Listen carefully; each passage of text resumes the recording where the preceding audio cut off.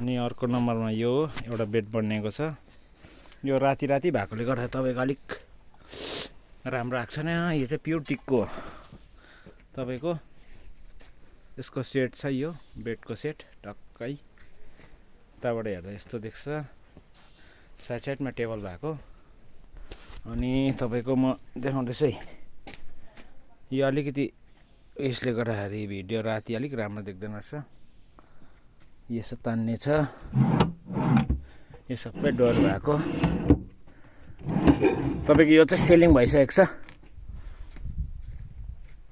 यसको यो सबै टिकहरू छ, काठ यो सब खोलिन्छ, सबै बन्द हुन्छ अटोमेटिक।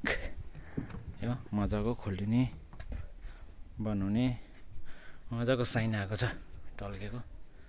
यो बेडको दाम चाहिँ तपाईँहरूको कति छ भने प्योर टिक हो, मात्र 60,000 हो। 60,000मा चाहिँ यो बेड 6x6.5 होइन, 6x6.5 को बेड तपाईँको हेरिहाल्नुहोस्।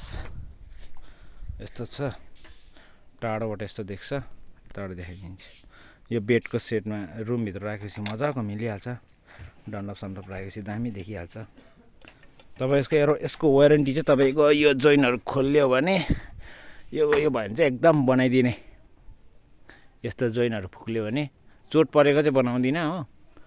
यो जोइनहरू यसको जोडेको जोइन खोल्यो भने चाहिँ एकदम बनाइदिने। यसको चुर सबै यहाँदेखि यहाँ छ भने छ, अन्त सबै यहाँ छ भन्छ तपाईँको चुर।